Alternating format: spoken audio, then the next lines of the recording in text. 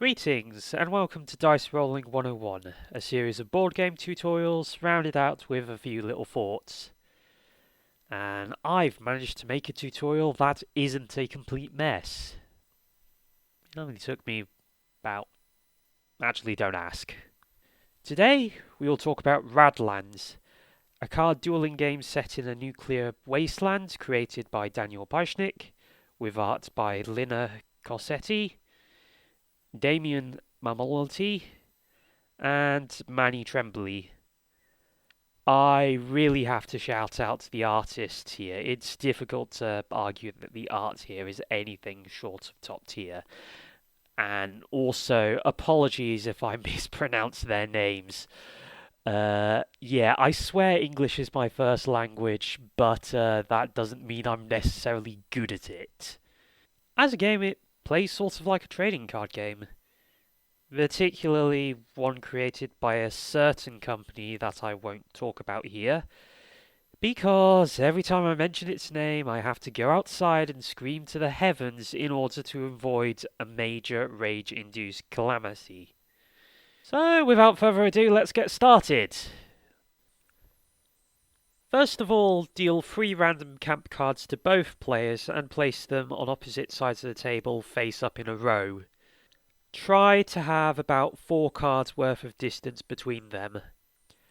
There's also a suggested setup in the rulebook designed for new players. We'll be using that for today. Put the rest of the camp cards back in the box once you're finished with them. You won't need them for the rest of the game. Once you've done that, both players place 1 raid and 1 water silo card to the left of their encampments. They also receive 3 of these white water tokens. Place the black water token somewhere both players can easily reach. Finally, shuffle the draw deck and deal out each player's starting hand. The number of cards in each should be equal to the total shown on their camp cards. So, for example, with the beginner setup, one player will begin with 3 cards, while the other will begin with just 2. Once you've done that, flip a water token and decide who goes first. You ready to begin? The aim of the game is to destroy all of your opponent's camps while protecting your own. At the beginning of each turn, the active player should start with 3 white water tokens. The only exception to this rule is on the first player's first turn, where they begin with 1 water token. That player draws 1 card from the draw deck, and from there, that player can choose to perform any number of actions, any number of times so long as they are able to. These include paying 2 water to draw a card, playing a card, using an ability, junking a card, or taking the water silo. To play a card, you must first pay its water cost, shown here. Abilities and traits are written here below, and we'll get to those soon. There are 2 types of cards, well, 3 if you count water silos, but we'll talk about those later. Events and people. People can be placed in any of these 3 columns after paying the water cost. You can place up to 2 people in a single column. However, you must place them in front of any people you have previously played. People are vital to protecting your camps. I'll go into detail on how a bit later. Events are placed in this column here on the position indicated by the timer. So, for example, this one has a timer of 2, so it would go here. If there is another event in that space, you place the new event below it. Event cards move up 1 space at the beginning of the controlling player's turn. If they begin their turn at the top of the event column, however, the event's effects are resolved before the card is discarded. If an event has a timer of 0, its effects are resolved instantly once it's played, before it's discarded. Next, you can use abilities which are printed against a black background. To activate a person's ability, they must be ready, meaning they must have not been placed this turn, they must not be damaged, and they must not have been restored this turn. Camps, meanwhile, can be used so long as they aren't destroyed or haven't been used that turn. Before I talk about abilities, I want to quickly touch on traits. These are abilities printed against a white background, like here. Traits are active as soon as the card is played. A person's trait will remain active so long as they remained undamaged, while building traits are active so long as the building isn't destroyed. Now, back to abilities. You'll notice abilities tend to have different icons indicating what they do, but don't worry, there's a reference card. Also, I'm going to explain it because that's kind of the point of these videos. Firstly, draw a card. You draw a card. I honestly don't know what you were expecting. Next, damage. This allows you to damage a person or a camp. However, unless it is stated by the card, you may only damage an opponent's card which is unprotected. So first of all, that means no friendly fire.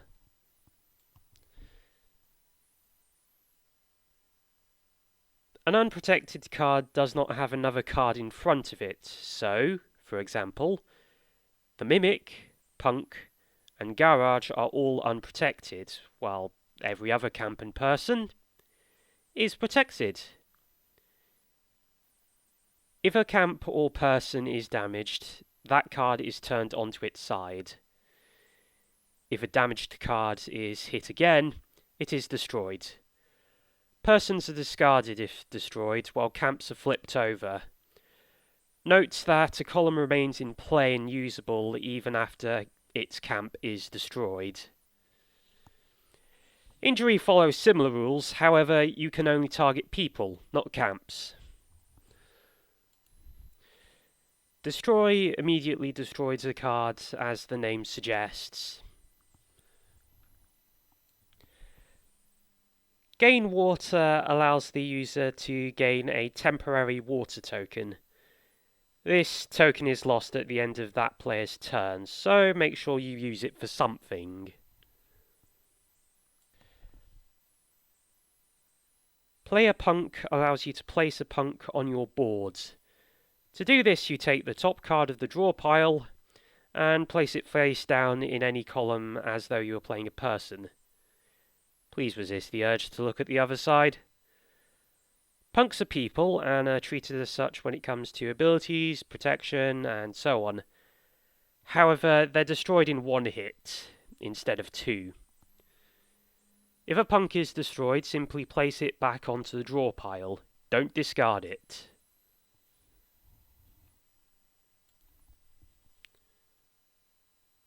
Restore allows you to heal a person or repair a camp. Remember that person's ability won't be ready this turn if they are restored. Finally, there's the raid ability. If used, that player places their raid cards on their event track as per the normal rules. However, if the raid card is already in play, it instead moves up one position, unless it's already at the top, at which point it triggers. When the raid card triggers, the opponent must damage one of their own camps. After that, return it to the side of the board next to the silo. This is one of the few ways you can damage protected camps, so don't be shy about using raids. You can also junk cards. To junk, you simply discard the card, then use the ability which is indicated here in this corner. Sometimes it might be better to junk a card rather than save it for your next turn when you'll have the water to play it. Finally, you can spend 1 water to pick up the water silo and add it to your hand.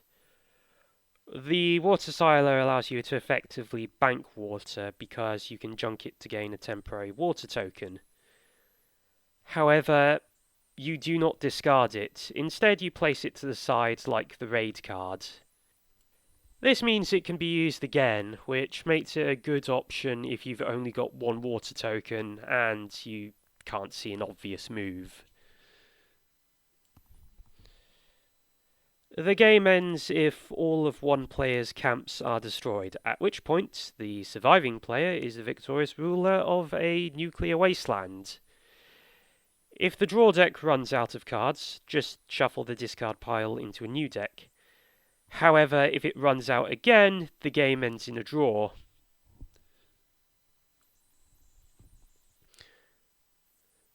I really wish I could give you a well-informed opinion on this game, but I can't. The main reason is I've only played it with my father. The first game we played, we really hadn't got the hang of the rules, while the second and third we played involved camps which allowed us to tank a ridiculous amount of damage. I blame my poor shuffling.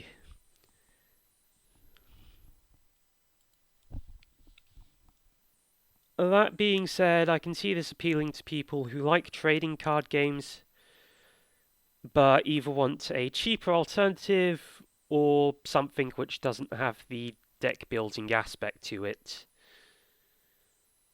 Also, I really love the artwork here. We need more colourful grimdark stuff. It also leads to my favourite phrase on the back of any board game. Inappropriately colourful. It just makes me irrationally happy. Don't ask me why. Anyway, I hope you've had a wonderful time. Please like, dislike, and or comment. I crave feedback and engagement. If you want to see more, then subscribe and enable notifications.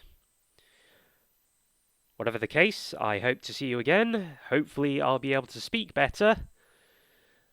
But until then, take care.